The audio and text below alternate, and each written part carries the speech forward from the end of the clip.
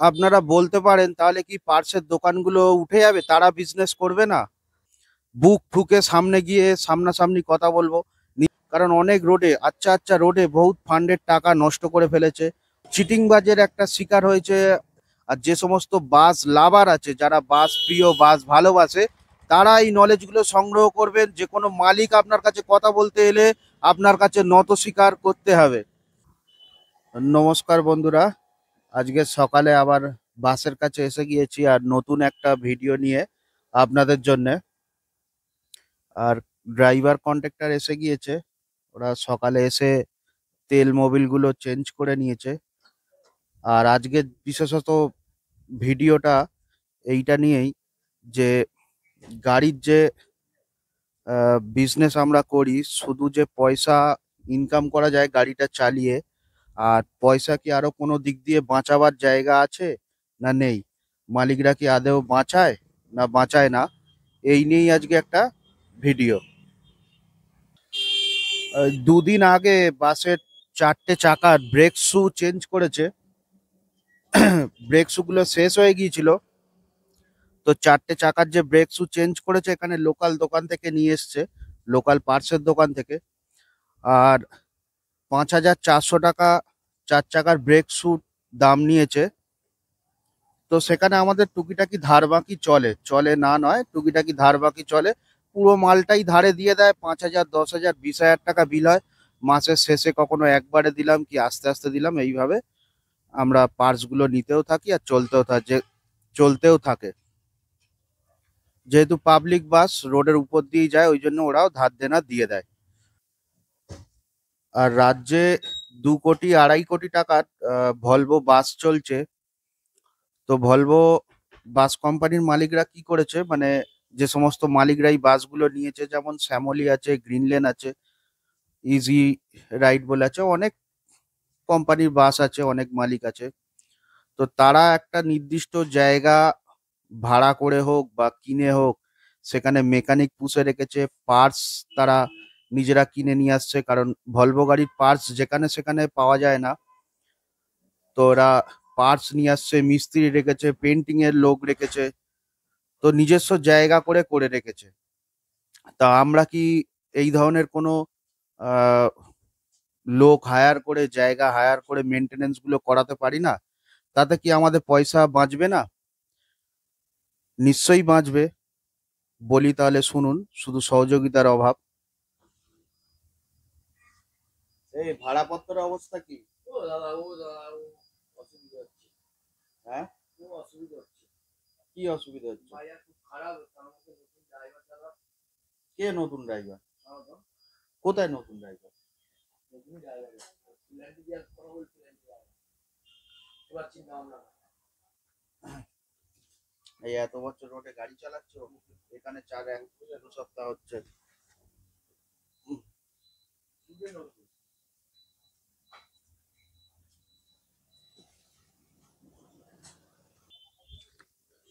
আমার যে ব্রেক শুটা এখান থেকে নিয়ে এলাম, আমার যে ব্রেক শুটা এখান থেকে নিয়ে এলাম 5400 টাকায়, ওটা আমি নিজে গিয়ে যদি ম্যাঙ্গোলেন থেকে নিয়ে আসতাম, তাহলে ব্রেক শুটা নিয়ে আসতাম আর 200 টাকা বাঁচতো, 200 টাকা কমসে কম বাঁচতো।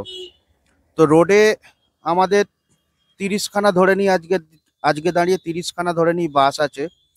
তো 5400 টাকা যদি ব্রেক শুর দাম হয়, আজকেকার একদিনে যদি 30টা গাড়িরই ব্রেক শু চেঞ্জ হয়, তাহলে কত টাকা লাগছে আপনারা হিসাব করে দেখেন। আর যদি 200 টাকা করে সেভ হয়, তাহলে কত টাকা সেভ হচ্ছে একবার চিন্তা করে দেখেন। তো আমাদের এখানে অনেক মালিক আছে, স্টাফ আছে, যারা অনেক সময় পায়। তো সেক্ষেত্রে আমরা নিজেরা যদি ট্রেড লাইসেন্স তুলে, যেভাবে অন্যান্য দোকানদার পার্টসগুলো নিয়ে আসে, ম্যাঙ্গোলেন থেকে গিয়ে পার্টসগুলো নিয়ে আসি, তাহলে সেক্ষেত্রে আরও বেশ কিছু পয়সা আমরা ছাড় পাবো। আর প্রত্যেকটা গাড়ি যদি 10,000 টাকা করে দিয়ে একটা ফান্ডের ব্যবস্থা করা যায়, তাতে একটা লোক কিছু পয়সা দিয়ে রেখে ম্যাঙ্গোলেন থেকে পার্টস নিয়ে এসে আমরা এখানে যদি নিজস্বভাবে লাগাই, বিভিন্ন ধরনের গাড়ির বিভিন্ন ধরনের পার্টস প্রত্যেক মাসে মাসেই লাগতে থাকে। এক্সাম্পল হিসেবে দিই, যেমন ব্রেক শু আছে, মোবিল আছে, air filter, diesel filter, clutch plate, pressure plate, flywheel, এ সমস্ত নানান ধরনের পার্টস লাগে। তো দোকানে গেলে বহুত টাকা তার দাম নেয়। আমরা ম্যাঙ্গোলেন থেকে যদি পার্টসগুলো নিয়ে আসতে পারি তাহলে বহু পয়সা সেভ হয়। আর নিজেরা পয়সা দিয়ে কিছু ফান্ডের ব্যবস্থা করে সেখান থেকে একটা লোক রেখে যদি পার্টসগুলো নিয়ে আসি, নিয়ে সেখানে মিস্ত্রি হায়ার করে পার্টসগুলো এখানে যদি গাড়িতে লাগাবার ব্যবস্থা করি, তো বহুত পয়সা সেখানে আমরা সেভ করতে পারি। কিন্তু সহযোগিতার অভাবে এই সেভের পয়সাটা আমরা দেখতে পাই না, অন্য দিক দিয়ে বেরিয়ে যায়। তো নিজেদের ভেতরে মনে করি সহযোগিতার অভাব আছে।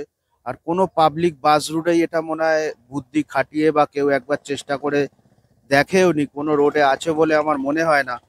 যে যার নিজের গাড়ি চালাচ্ছে আর বাইরের গ্যারেজ থেকে দোকান থেকে পার্টস গুলো নিয়ে আসছে, এতে কত পয়সা চলে যাচ্ছে একবার হিসাব করেও মালিকরা দেখে না। আপনারা বলতে পারেন তাহলে কি পার্টসের দোকানগুলো উঠে যাবে, তারা বিজনেস করবে না? না, নিশ্চয়ই করুক। তাহলে পার্টস যে দোকান থেকে নেবো আমরা মালিকরা গিয়ে সেখানে বসে কথা বলি যে আমাদের রুটে 30খানা গাড়ি আপনার দোকান থেকে পার্টস নেবে, আপনার দোকান থেকে টায়ার নেবে, ফলে আমাদেরকে দাম বেশি নেওয়া চলবে না, কম রেটে আপনাদেরকে এই পার্টস আর টায়ার, যে দোকান থেকে টায়ার নিই টায়ারগুলো সাপ্লাই দিতে হবে। বুক ঠুকে সামনে গিয়ে সামনাসামনি কথা বলবো। নিজস্ব ফান্ড থাকবে, ফান্ড থেকে সঙ্গে সঙ্গে টাকা মিটিয়ে দেবো। প্লাস যে মালিকের ফান্ডের টাকা কমে যাবে, যে মালিকের ফান্ডের টাকা কমে যাবে, তো সেক্ষেত্রে আহ, সঙ্গে সঙ্গে তাকে আবার টাকা সেইখানে ভরতে হবে। তো এইভাবে একদম সামনাসামনি গিয়ে কথা বলে পার্টসের দোকান থেকে পার্টস নিয়ে এসে আহ, তো সেই দোকানদারের সাথে সামনাসামনি কথা বলে সমস্ত গাড়ির পার্টস যখন সেখান থেকে আমরা নেব, তাহলে দামটা সেখানে বসে আমরা ঠিক করে ফেলবো। প্লাস টায়ার যে দোকান থেকে নেবো, টায়ারের দাম আমরা ঠিক করে নেব, বেশি টাকা নেওয়া চলবে না। সেখানেও গিয়ে কথা বললে তাদেরও বিজনেস চলুক, আমাদেরও চলুক, সেক্ষেত্রে অনেক পয়সা আমরা বাঁচাতে পারবো। তো আমার একটু বুদ্ধি অন্যরকম, কেউ আমার বুদ্ধি নেবে না। তো কি করব বন্ধুরা, আপনাদের সাথেই শেয়ার করি। আমি বহুবার রোডে বহু রোডে বহু মালিকের সাথে এই বিষয়ে কথা বলেছি, কেউ আমাকে সহযোগিতা করেনি। তো এই বুদ্ধিটা ভালো না খারাপ আপনারা নিশ্চয়ই কমেন্ট করে আমাকে জানাবেন। আর মালিকরা অনেক সময় ফান্ডের টাকা দিতে চায় না, কারণ অনেক রোডে, আচ্ছা আচ্ছা রোডে বহুত ফান্ডের টাকা নষ্ট করে ফেলেছে। অনেক মালিকরা সেখানে ছিল দায়িত্বে, তো টাকা পয়সা নয় ছয় করে ফেলেছে। কিন্তু তারপরেও লোকে কারবার করছে, সেই ফান্ডে এখনো টাকা জমছে। টাকা, পাবলিক বাস চালাতে গেলে ফান্ডে কিছু টাকা জমাতেই হয়। সেই টাকাটা বাড়িয়ে আমরা যদি এই ধরনের কোনো আহ, পয়সা বাঁচাবার একটা জায়গা আমরা করি, তাহলে মনে হয় আমার খুব ভালো হবে। বিজনেস যেমন সবাই করতে আসে, সবাই লাভ পায় না, কারুর লসও হয়ে যায়, তেমন ফান্ডের টাকা মার গিয়েছে বলে পুনরায় সেখানে আবার নতুন করে গড়ে এই ধরনের যদি আমরা ব্যবস্থা করি, আমার মনে হয় বহু পয়সা মালিকদের বাঁচবে। কিন্তু সহযোগিতার অভাবে এই ধরনের ব্যবস্থা আমরা করে উঠতে পারি না। এই বাসগুলো আমরা টেকিয়ে রাখতে গিয়ে বহু লোকের কাছে, বহু মালিক, বহু তাবর তাবর মালিক চিটিংবাজের একটা শিকার হয়েছে। অনেক সময় মিস্ত্রিরা বলেছে, পার্সের দোকান বলেছে মালিক ঠিক টাইম মতন টাকা দিতে পারেনি। তো টাকা দিতে পারিনি তারও অনেক কারণ আছে। অনেক মালিক পার্সের দোকানে, টায়ারের দোকানে টাকা মেরে দিয়ে চলে গিয়েছে। তো সেই কারণে তারা বলে, তারা যেমন টাকা মার্কেটে লাগিয়েছে তাদেরও টাকার ইন্টারেস্ট আছে, তাদের টাকার টাইম মতন পেমেন্ট করতে হবে। অনেকে দেবো দেবো বলে মাসকে মাস ঘুরিয়েছে, যার জন্য মালিকদের চিটিংবাজ মালিক বলেছে মিস্ত্রিরা টাকা দিইনি, মিস্ত্রিদেরকে কাজ করিয়ে টাকা দিইনি, চিটিংবাজ বলেছে। যেমন গ্যারেজে বাস মালিকরা সিএফ এর সময় কাজ করিয়েছে, গ্যারেজে টাকা কিছু বাকি রেখে দিয়েছে, টাকাটা মেটাতে পারেনি। তো দেখা যাচ্ছে 30,000 টাকা সিএফ এর কাজে বিল হয়েছে, 15,000 টাকা দিয়েছে, 15,000 টাকা বাকি আছে। গাড়িটা সিএফ করতে পাঠিয়েছে, সিএফ করে এসে আবার গ্যারেজে গাড়ি ঢোকাবার কথা, আর গ্যারেজ মালিকও জানে গাড়িটা গ্যারেজে ঢোকাবে, কারণ সিট ঘোরাবার ব্যাপার আছে। মালিক টাকা দেওয়ার ভয়ে কি করেছে, গাড়িটাকে রোডে পাঠিয়ে দিচ্ছে 6 মাস ধরে, আর সেই গ্যারেজে গাড়িটাকে পাঠায়নি, আর গ্যারেজের সাথেও যোগাযোগ করেনি। তো গাড়ি রাখতে গিয়ে মালিকরাও প্রচন্ড লোকের কাছে চিটিংবাজের একটা শিকার হয়েছে বা চিটিংবাজি করেছে। বিজনেসের পরিস্থিতি তখন এতটাই খারাপ ছিল বন্ধুরা।